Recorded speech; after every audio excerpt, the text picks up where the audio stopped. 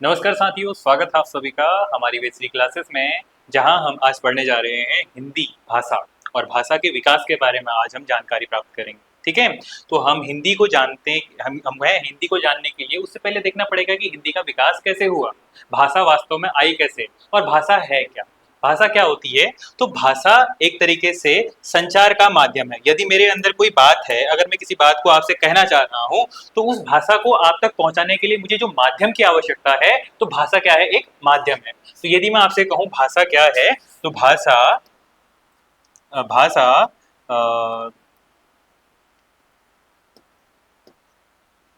एक माध्यम है। ठीक है, बातों को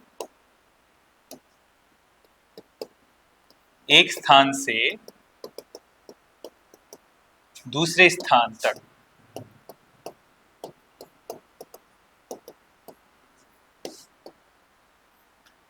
भेजने का माध्यम, ये क्या होती है? हमारी भाषा। तो भाषा को या बातों को एक स्थान से दूसरे स्थान तक पहुंचाने का जो हमारा माध्यम है, वो हमारी क्या होती है? भाषा होती है। तो भाषा का वास्तव में विकास कैसे हुआ? हमारे, जैसे आप लोग जानते होंगे कि हमारे आदि पूर्वज क्या थे? बंदर थे और जंगलों में रहा करते थे, कंदराओं में रहा करते थे, तो उनकी भाषा का कोई माध्यम नहीं रहा करता होगा, संभव तो या नहीं रहता होगा। जैसे आप अगर भी बंदरों को देखते हैं तो वो अपनी भाषा में बात करते हैं और उनके पास कोई मूल भाषा या स्रोत नहीं है। ठीक है, तो जब मानव इस तरीके से अपना जीवन व्यतीत कर रहा था, तो उस काल को कहा जाता है प्रागैतिहासिक काल। जब मानव अपनी विकास की गति पर था, तो उस काल को कहा जाता है प्रागैतिहासिक काल। जब वो पाषाण पत्थरों के औजार बनाता था, उसके पास पूर्ण रूप से विकसित साधन संसाधन नहीं थे, तो वो काल था प्रागैतिहासिक काल, जिसमें उसने धीरे धीरे आग का, फिर धीरे धीरे पहिए का, फिर सामूहिक तौर पर रहना शुरू किया था। तो वही काल फिर आगे चलता है, जिस काल में सिंधु घाटी की सभ्यता आती है, जो कि 1250 ईसा पूर्व से लेकर 1750 ईसा पूर्व तक का समय है सिंधु घाटी सभ्यता का। यहाँ पर क्या होता है बच्चों? हमें लिपि प्राप्त होती है, इसको हम बोस्टोफोदन लिपि बोलते हैं। लिपि क्या होती है? प्राप्त होती है। इनकी भाषा शैली भी प्राप्त होती है। अगर लिपि प्राप्त होगी, इसका मतलब वो बातें करते होंगे, जिसमें मछली और यू आकार के हमें प्राप्त हुए, जो कि आपके इतिहास का सब्जेक्ट रहा है, तो उसमें आप इसको पढ़ेंगे। अगला, फिर उसके बाद जब हम आर्यों का जब भारत में प्रवेश होता है, मध्य एशिया से जब भारत में आर्य आते हैं, तो आर्यों का जो काल रहा वो क्या कहलाता है? ऐतिहासिक काल कहलाता है। जहां हमारे पास क्या है? हमारे पास लिपि है, हमारे पास संसाधन है, और हम क्या कर सकते हैं? अपनी बातों को एक माध्यम को हम एक स्थान से दूसरे स्थान तक अपनी बातों को पहुंचा सकते हैं। तो यहाँ पर क्या है हमारे पास कि हमारे पास एक तो लिपि प्राप्त है, लिपि प्राप्त है, और हमारे पास यहाँ की भाषा प्राप्त है। लिपि मतलब, लिपि का मतलब क्या है? लिखने का जो हमारा माध्यम है। जैसे हमने ऐतिहासिक लिखा, तो ए त ह स क, ये जो हमने वर्ण लिखे हैं, इन वर्णों को संजोने का, लिखने का जो हमारा माध्यम है, वो हमारे पास लिपि से आता है। ठीक है, तो हमारी लिपि का हमने यहाँ पर क्या किया? प्रयोग किया। तो हमने जो ऐतिहासिक काल है उसको दो भागों में पढ़ा है बच्चों। एक तो कौन सा? वैदिक काल, जहां पर आर्यों ने क्या किया था? वेदों की रचना की थी, वेदों का प्रणयन किया था। तो वो काल कौन सा है? 1500 ईसा से 1000 ईसा पूर्व तक का काल। ठीक है ना? तो यह काल क्या कहलाता है? वैदिक संस्कृत का काल कहलाता है। और उसके बाद जब हमारा 1000 ईसा पूर्व से 600 ईसा पूर्व तक का जो समय अंतराल रहा, वो लौकिक संस्कृत का काल रहा, जहां पर हमारी जो वैदिक संस्कृत है वो आम जन की भाषा में परिवर्तित होने लग गई। ठीक है ना? फिर इसी के बाद क्या होता है? लौकिक संस्कृत के बाद हमारी भाषा का और विकास होना शुरू हो जाता है। और यहीं पर जो हमारी लिपि थी, यहाँ पर हमारी लिपि कौन सी थी बच्चों? ब्राह्मी लिपि। ठीक है, ब्राह्मी लिपि थी। तो आर्यों की जो शुरुआती जो हमारी लिपि थी, वो कौन सी लिपि कहलाती है? ब्राह्मी लिपि कहलाती है। इसके बाद हमारी और हमारी लिपियों का फिर क्या होता है? विकास होना शुरू हो जाता है। फिर इसके बाद हमारी लिपि आती है उत्तर ब्राह्मणी। ठीक है ना? जैसे वैदिक काल है, फिर उत्तर वैदिक काल आता है। तो उत्तर वैदिक काल में हमारी जो लिपि होती है वो कौन सी लिपि कहलाती है? उत्तर ब्राह्मी कहलाती है। ठीक है, तो उसके बाद हमारी लिपि का विकास होता है और उत्तर ब्राह्मी लिपि आती है। उत्तर ब्राह्मी के बाद हमारी गुप्त की लिपि आती है। गुप्त के बाद हमारी सिद्ध मातृका लिपि, फिर आती है हमारी नागरी लिपि आती है। ठीक है, देवनागरी लिपि जिसको हम वर्तमान में कहते हैं। तो हमारी जो, सॉरी, सिद्ध मातृका के बाद हमारी कुटिला लिपि आती है। कुटिला लिपि दो भागों में बढ़ती है। ठीक है, तो हमारी जो लिपि का कालक्रम है उसे एक बार देख लेते हैं हम। ठीक है, लिपि का कालक्रम। ठीक है, तो लिपि के कालक्रम में यदि हम देखें तो हमारी सबसे पहले लिपि कौन सी आती है? ब्राह्मी लिपि। ठीक है, ब्राह्मी लिपि के बाद हमारी कौन सी लिपि आती है बच्चों? ब्राह्मी लिपि के बाद हमारी आती है उत्तर ब्राह्मी लिपि। ठीक है, वैदिक काल की हमारी ब्राह्मी होगी, फिर उसके बाद आती है उत्तर ब्राह्मी लिपि। उत्तर ब्राह्मी लिपि आती है। ठीक है, उत्तर ब्राह्मी के बाद कौन सी लिपि आती है? गुप्त लिपि आती है। ठीक है, गुप्त लिपि के बाद कौन सी आती है? सिद्ध मातृका लिपि आती है।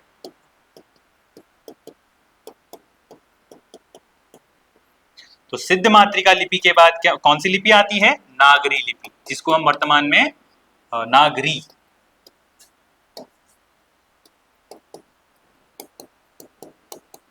ठीक है, नागरी लिपि का विकास होता है। और जब ये नागरी लिपि आती है तो इसका सर्वप्रथम जो हमारा प्रमाण है वो कहाँ प्राप्त होता है? तो आपने याद तो ये रखना है कि जो हमारी लिपियां हैं ये कौन कौन सी लिपियां हैं। तो शुरुआत की लिपि हमारी ब्राह्मी लिपि है, जिसमें हमारे वेद लिखे गए हैं, और फिर उसके बाद उत्तर ब्राह्मी का काल आता है, फिर हमारी गुप्त ब्राह्मी लिपि का काल आता है, फिर सिद्ध मातृका लिपि का काल आता है, फिर हमारी नागरी लिपि का काल आता है। और नागरी लिपि के जो हमारे सर्वप्रथम प्रमाण मिले थे वो गुजरात के जो राजा जयभट्ट हुआ करते थे उनके शिलालेखों से हमें नागरी लिपि का प्रथम प्रमाण मिलता है। ठीक है, तो आपसे यही पूछा जाएगा, नागरी लिपि के प्रथम प्रमाण। ठीक है, ये कहां मिले हमारे?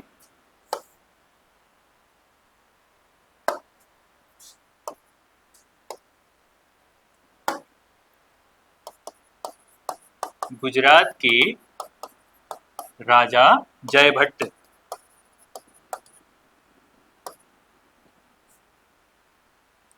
राजा के जयभट्ट के शिलालेखों से। ठीक है, यहां से हमारे क्या प्राप्त होते हैं? हमारे ब्राह्मी लिपि या नागरी लिपि के प्रमाण प्राप्त होते हैं। ठीक है, तो ये तो हमने लिपि हो गया। लिपि का मतलब क्या है? जिस तरीके से हम लिख रहे हैं, ये लिखने का जो हमारा आधार है ये किस तरीके से विकसित हुआ। तो हमने ये लेखन विधि, वर्ण व्यवस्था, ये किस तरीके से हमारी देवनागरी लिपि में आती है, इसी को हम देवनागरी भी बोल लेते हैं। आप इसे देवनागरी भी लिख सकते हैं। ठीक है, देवनागरी लिपि, तो इसी को हमने देवनागरी लिपि कहा। तो इसका प्रणयन सर्वप्रथम, इसके जो स्रोत हैं हमारे कहां से? राजा जयभट्ट के शिलालेखों से हमें प्राप्त होते हैं। फिर इसके बाद यदि हम बात करें, हमने तो बात कर दी लिपि की, पर भाषा कौन सी है? भाषा का विकास का कालक्रम क्या रहा? तो सर्वप्रथम हमने देखा कि हमारी लौकिक जो वैदिक ब्राह्मण है या वैदिक हमारी जो संस्कृत है उसका विकास शुरू होता है। ठीक है, सबसे पहले क्या होता है, कहा मैंने? भाषा।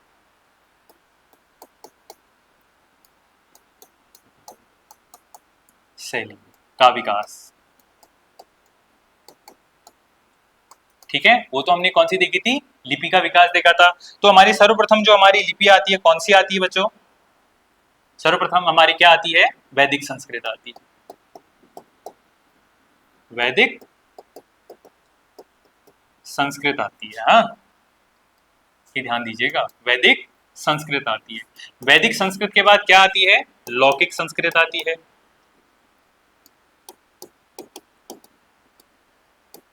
लौकिक संस्कृत के बाद कौन सी भाषा आती है? पाली भाषा का विकास होता है। ठीक है, इस पाली भाषा के बाद हमारा कौन सी आती है? प्राकृत भाषा, जिसको हम हमारी जो उत्तराखंड के देहरादून में कालसी जो शिलालेख है ना, वो हमारे प्राकृत लिपि में लिखे गए हैं। ठीक है, प्राकृत भाषा में लिखे गए हैं, और लिपि उसकी क्या है? ब्राह्मी है। ठीक है, लिखने की विधि उसकी ब्राह्मी है और भाषा क्या है उसकी? प्राकृत भाषा है। प्राकृत के बाद क्या आता है हमारा? अपभ्रंश।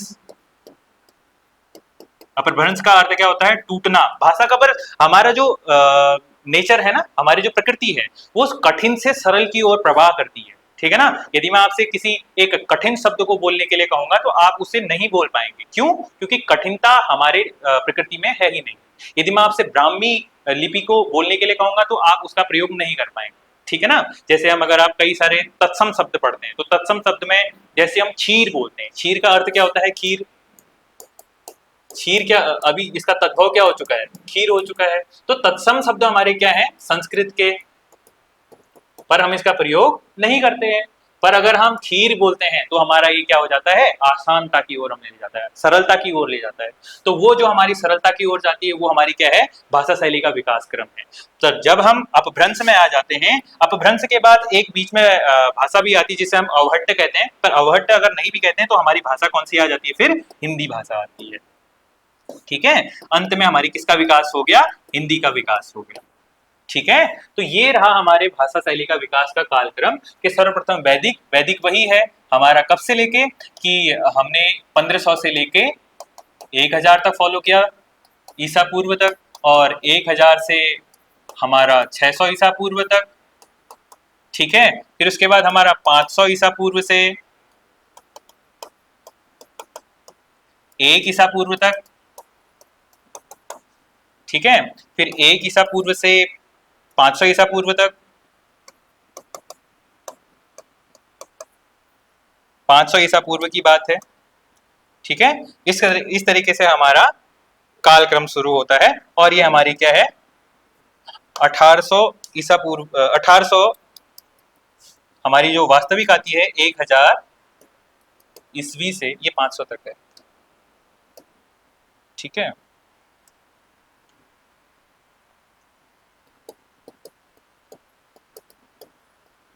ईसा पूर्व तक, और 500 से 500 ईस्वी, हाँ ये ईसा पूर्व नहीं है बच्चों, ईसा पूर्व नहीं, ये ईस्वी है। ठीक है, ईस्वी, और ये 500 ईस्वी से 1000 ईस्वी तक, और ये 1000 ईस्वी से लेके अब तक, इसमें बार बार परिवर्तन होता रहता है। तो वर्तमान में जो हमारी हिंदी का विकास हुआ है वो किससे हुआ है, अपभ्रंश से। कई बार उत्तराखंड में भी ये प्रश्न पूछे गए हैं कि हमारी वर्तमान हिंदी का जो विकास है वो कहाँ से हुआ। तो वर्तमान हिंदी का जो विकास है वो हमारा कहाँ से हुआ है, अपभ्रंश से हुआ है।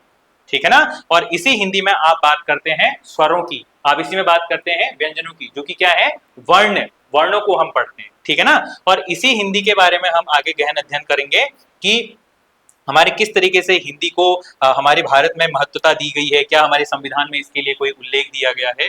तो हमारी वैदिक संस्कृत से लेके वर्तमान हिंदी तक का जो कालक्रम है वो इस तरीके से विकास होता है। ठीक है, और फिर हम देखते हैं हमारी हिंदी का जो वर्तमान स्वरूप है, क्या संविधान में भी इसका उल्लेख किया गया है। ठीक है, ठीक है, तो लिख लेते हैं हिंदी का संवैधानिक उल्लेख। क्या इसका संविधान में भी कोई उल्लेख किया गया है? तो हम इसको देखते हैं कि हमारे संविधान में दो तरीके से इसका उल्लेख किया गया। ठीक है, एक तो संविधान के भाग 17 में इसके बारे में अच्छे से उल्लेख किया गया है कि हिंदी को एक राजभाषा के बारे में दर्जा दिया जाएगा, जो कि कहां से संबंधित रखता है, जो कि हमारे अनुच्छेद 343 से 351 तक इसके बारे में बताता है। ठीक है ना, और मूल रूप से मूल संविधान में कितनी भाषाएं थी, 14 भाषाएं थी। कितनी भाषाएं थी, 14 भाषाएं थी। अब वर्तमान में कितने हैं, वर्तमान में कुल 22 भाषाएं हैं। अब ये बीच बीच में कौन सी भाषाएं जुड़ी हैं, तो हमने सबसे पहले देखा, नोट करके लिख लेते हैं इसको। ठीक है, ठीक है, तो 21वां संविधान संशोधन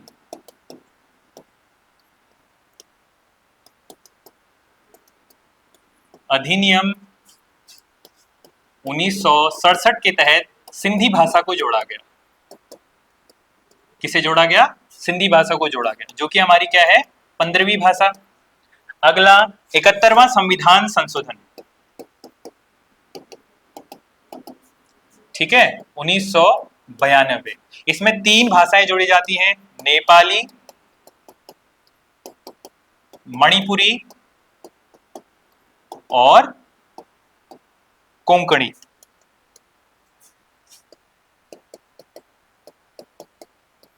ठीक है। और अंतिम रूप से हमारा 92वां संविधान संशोधन 2003 के तहत 4 भाषाएं और जोड़ी जाती हैं। ठीक है, कौन कौन सी? बोडो, डोंगरी, मैथिली और अंतिम रूप से संथाली। ठीक है, तो ये भाषा कहां कहां से है, अब जरा इसके बारे में देखते हैं। तो जो नेपाली है ये हमारी कौन सी? ये 15 हो गई, ये हमारी 16वीं, ये 17वीं, ये 18वीं। ठीक है, ये तो मणिपुर की होगी, ये नेपाल के बॉर्डर के आसपास की होगी, ये मणिपुर की होगी, ये कोंकण। कोंकण हमारा क्षेत्र कौन सा कहलाता है? गोवा और महाराष्ट्र का। और हमारा है बोडो। बोडो कहाँ की है? तो हमारी असम की। डोंगरी कहाँ की है? जम्मू कश्मीर की। ये कौन सी होगी? 18वीं, ये है 19वीं, 20वीं। और मैथिली, मैथिली कहाँ की है? बिहार, बिहार की हो गई। कौन से नंबर की है ये? 20वीं, सॉरी 21वीं। और संथाली ये झारखंड की है, क्योंकि वहां पर झारखंड में संथाल जनजाति रहती है, तो उसके द्वारा प्रयोग में लाई जाने वाली भाषा कौन सी है? संथाली भाषा है। तो इस तरीके से हमारे संविधान में अन्य भाषाओं को भी दर्जा प्राप्त हुआ। ठीक है ना। तो अब वर्तमान में हमारे पास जो कुल भाषाएं हैं वो कितनी हैं? 22 भाषाएं हैं। तो ये तो रहा हमारे संविधान में भारत में जो हिंदी भाषा है उसके विकास का कालक्रम। इसी तरीके से हम कल वर्णों के बारे में पढ़ेंगे, जिसमें हमारा विषय रहेगा स्वर और व्यंजन। और इसी तरीके से हमारा जो काम है चलता रहेगा। आप हमारे साथ बने रहिएगा। तब तक के लिए आप सभी को नमस्कार, बहुत बहुत धन्यवाद।